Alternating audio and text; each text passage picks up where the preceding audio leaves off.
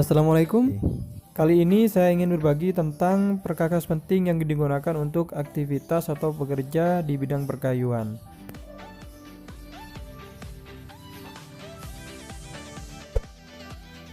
Sebelum kita benar-benar ingin bekerja di bidang perkayuan, ada baiknya pertama kita perhatikan kondisi lingkungan sekitar. Tempat kita bekerja harus benar-benar kondusif dan layak. Jangan sampai mengganggu ketenangan orang lain di sekitar kita. Bengkel kerja atau workshop milik saya ini berada di lahan kosong belakang rumah. Jadi menurut saya tidak begitu mengganggu orang-orang di sekitar saya.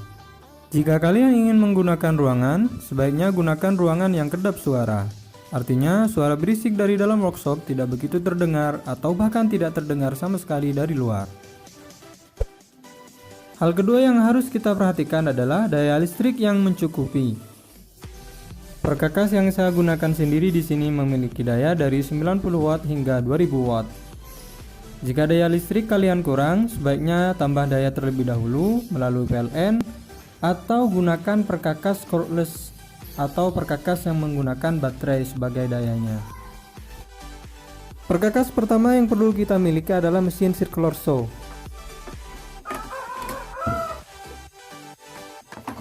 Circular saw penting karena bisa membantu kita untuk memotong atau membelah kayu dengan sangat cepat. Circular saw memiliki fitur untuk mengatur kedalaman mata pisau yang akan kita gunakan untuk memotong, sehingga bisa menyesuaikan dengan ketebalan kayu yang akan dipotong. Selain bisa mengatur kedalaman mata pisau, kita juga bisa mengatur kemiringan mata pisau yang akan kita gunakan untuk memotong. Dari 0 derajat sampai 45 derajat.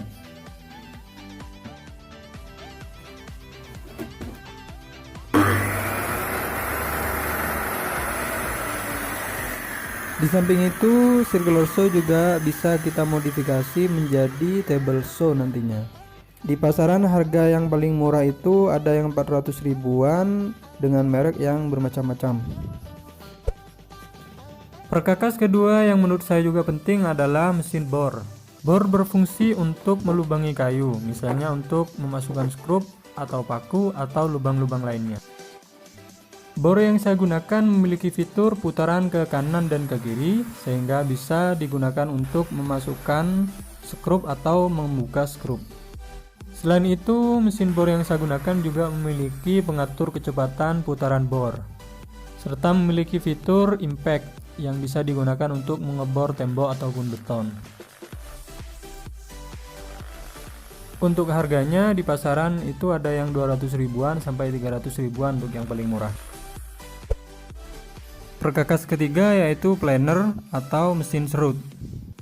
Mengapa serut ini juga perlu kita miliki? Karena seringkali kita jumpai papan atau kayu yang memiliki permukaan yang tidak rata ataupun siku. Maka diperlukan mesin planer atau serut untuk meratakan kayu tersebut. Untuk serut sendiri kalian bisa menggunakan serut manual, namun pekerjaan kalian akan menjadi lebih lama.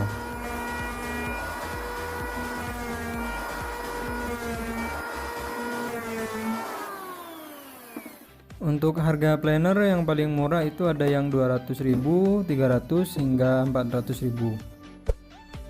Peralatan yang keempat yang menurut saya juga perlu dimiliki yaitu mesin gerinda tangan. Bisa digunakan untuk memotong, meskipun untuk kayu saya sangat tidak menyarankan karena berbahaya. Bisa juga untuk memperhalus permukaan kayu atau mengamplas permukaan kayu. Sebenarnya untuk mesin amplas ada tersendiri, cuma saya merekomendasikan menggunakan gerinda karena mesin ini banyak manfaatnya. Agar bisa dijadikan sebagai mesin amplas, kita tinggal memasang sanding pad pada gerinda ini. Gunakan dimmer jika dirasa putarannya terlalu cepat. Untuk harga dari gerinda ini di pasaran paling murah 200 ribuan. Siapa yang tidak kenal dengan benda satu ini? Ya betul, namanya palu. Fungsinya untuk mengetuk paku agar bisa masuk ke dalam kayu untuk membuat sambungan antar kayu. Jika kalian menggunakan paku sebagai media sambungan, maka palu ini sangat penting untuk dimiliki. Atau nantinya manfaatnya juga akan banyak. Sekian dulu untuk video kali ini. Terima kasih sudah menonton dari awal sampai akhir. Jangan lupa like, komen, dan subscribe-nya. Wassalamualaikum warahmatullahi wabarakatuh.